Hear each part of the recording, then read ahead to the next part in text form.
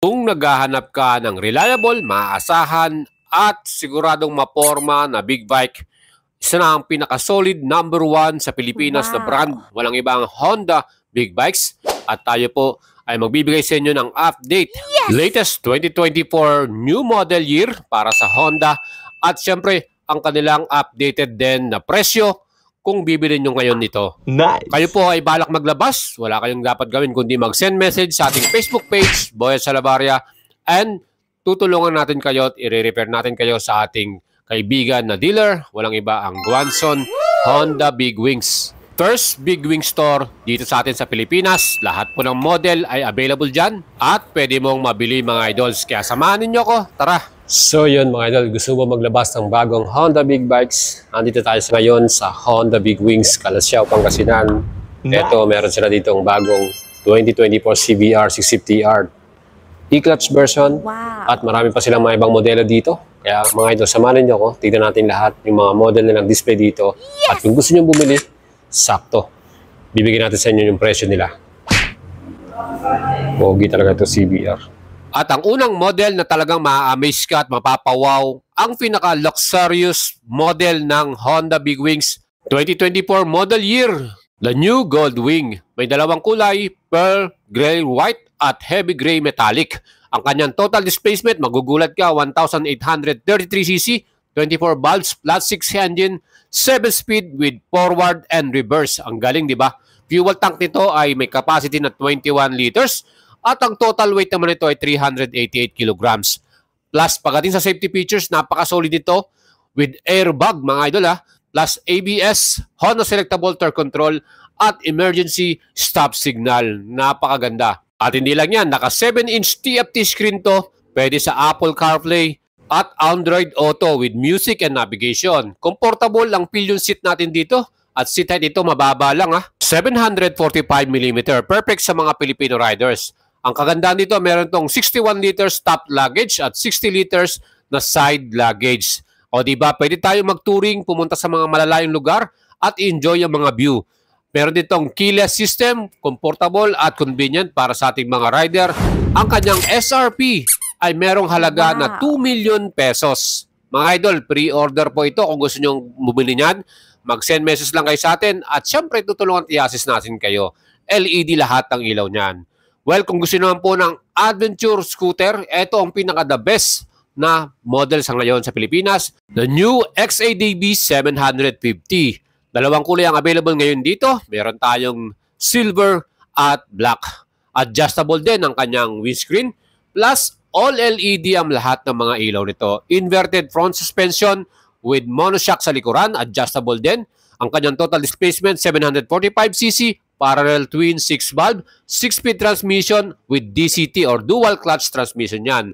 Dual disc sa front with ABS at 240mm disc sa rear with ABS din. Equipped din ito ng Honda Selectable Torque Control. Yan po yung ating traction control. Ang total weight ito ay 237 kilograms. May ground clearance to 162mm. Comfortable din ang ating upuan dito mga idol kahit meron tayong passenger. Ang seat height 820mm.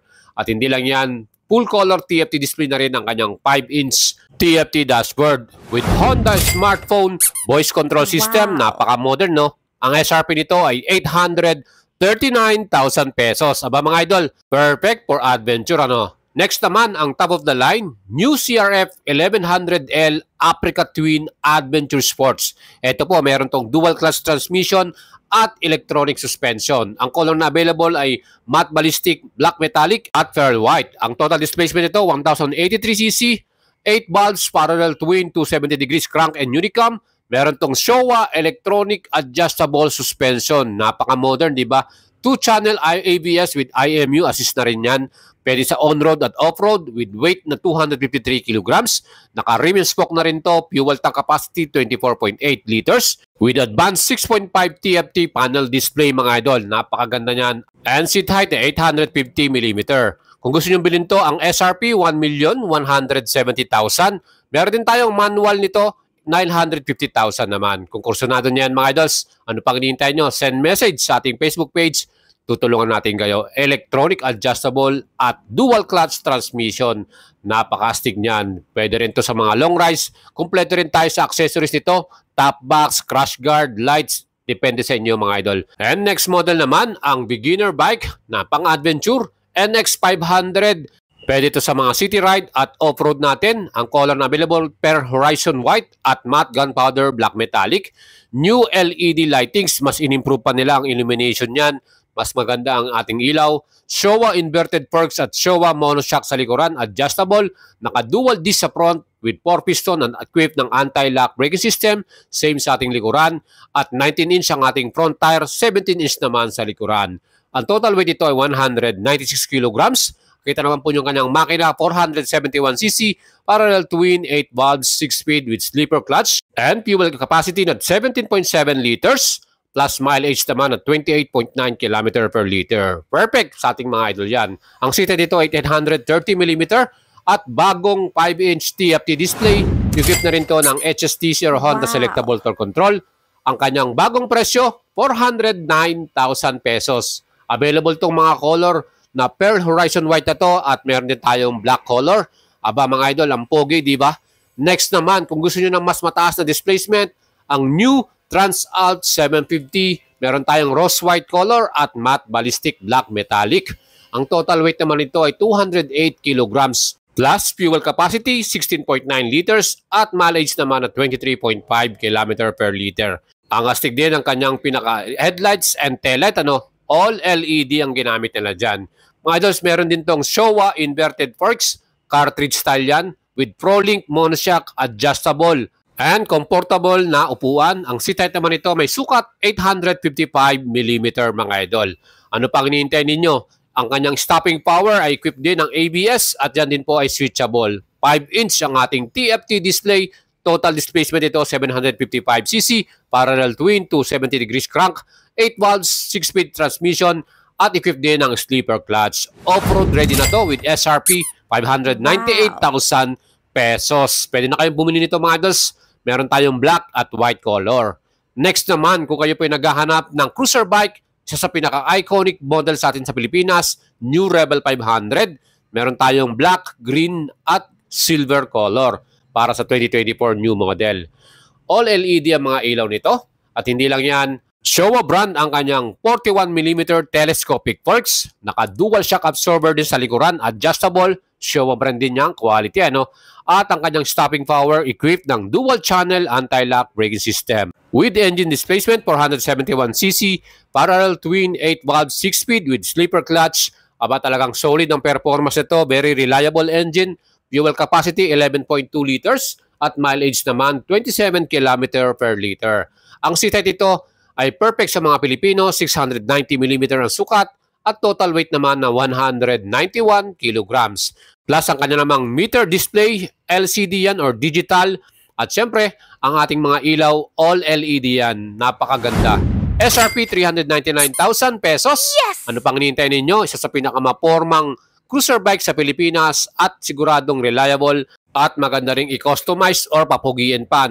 Next naman, meron din tayong scrambler type New CL500. Mga idol, meron tong color na matte laurel green, matte gunpowder black metallic. Ang forma rin ng ating CL500 na to. Lahat ng mga ilaw nito ay LED lightings, kaya maliwanag yan. Showa brand ang ating front suspension at naka-twin shock din sa likuran. Plus meron tayong 310mm disc with ABS at sa likod din with ABS. Ang size ng gulong sa harapan ay 19-inch at 17-inch sa pinakalikuran. Mga ito, ang total weight ito ay 190 kilograms. Aba, maganda rin ang ating pinaka-muffler design. Fuel capacity 12.2 liters at mileage 27.1 liters. At ang sukat ng kanyang seat height 790mm. Naka-leather pa yung kanyang seat cover. SRP nito 409,000 pesos. Kung gusto nyo makabili nito mga idols, meron din tayong special discount dito. Kaya ano pang hinihintay ninyo? Mag-PM na kayo mga idol sa ating Facebook page. And syempre ang pinaka-poging Rebel 1100 DCT. Dalawang kulay ang available, iridium gray metallic at itong color blue. Iconic ang kanyang LED lights design ng ating ilaw. Plus meron tong cartridge style na front suspension, Showa brand. At yan din po ay adjustable 43mm. Plus ang ating braking system 330mm radial 4-piston caliper with anti-lock braking system. Dual shock naman sa likuran with piggyback reservoir. Ang ating suspension ay adjustable din. Ang ating tangke, no, ang pogi ng kanyang style, 13.6 liter ang capacity with mileage na 20.4. And ang kanyang LCD display offset 120mm. Digital yan. May seat height na 690mm mga idols. Perfect sa mga Pilipino. No? Ang kanyang total displacement, 1083cc. Parallel twin 270 degrees crank and unicam. 6-speed at DCT transmission. Nice. SRP, 650,000 mga idol. Pwede na kayo magpa-reserve nito. At available tong color blue na to. Kung gusto niya at kursunado nyo, send message lang kayo sa atin. Mga idol, Rebel 1100, dual clutch transmission. And syempre, kung gusto naman nyo ng naked bike, beginner, new CB500F version, matte gunpowder black metallic, at Grand Prix red ang mga color na version na available. Showa brand din, upside down yung ating front suspension.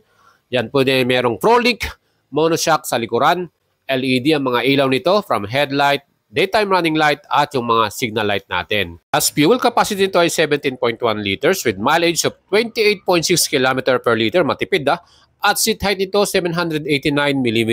Perfect sa atin tong mga Filipino riders. Kayang-kaya nating i-ride to. 17-inch ang mga gulong nito.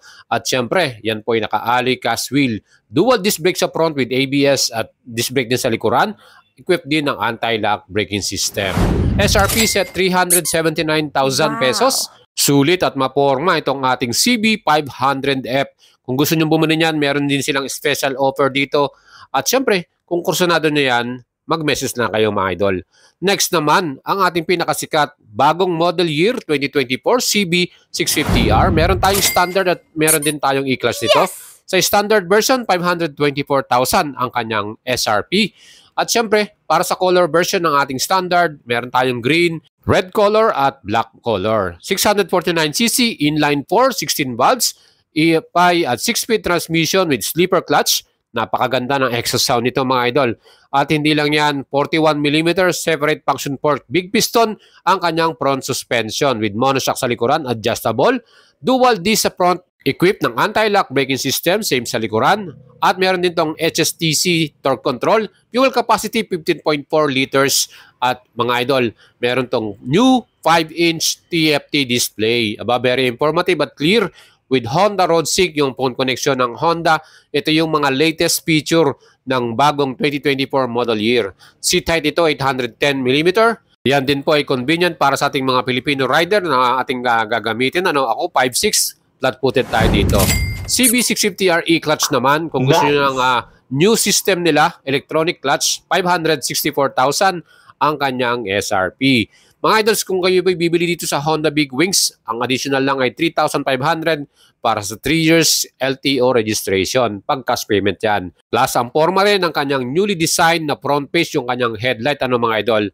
Of course, meron din tayo itong mga 2023 CBR650R. Available pa rin ito. Matte gunpowder, black metallic. Ayan po yung color na yan. Pwede kayong makabili nito dito sa Big Wings. At kung gusto nyo itong 2024 model year, available na rin dito. SRP ng ating model na 2023 ay 549,000 pesos. Available tong CBR matte gunpowder, black metallic na to. Siyempre, ito po ay mayroon ding 650cc, inline 4, at fully digital yung ating instrument panel. Plus, siyempre, ito ay mayroon ding Honda Selectable Torque Control at Dual Channel Anti-Lock Braking System. Kung kursunado nyo itong old model na 2023, available pa yan mga idol. Of course, itong ating newest Honda CBR650R 2024 model year. Meron tayong standard version, ang SRP 554,000 pesos. Ito, newly designed ng kanyang front face, mas aggressive, kamukha na ng CBR 1000RR Fireblade. At ang price naman ng E-Clutch, 594,000 pesos. Nice. Mga idol, color red lang po sa ating E-Class version. With new TFT display mga idol, yan po, 5-inch. At yan may meron Honda Road Sync or phone connection. At mga idol, ito pong kagandahan din sa ating E-Clutch.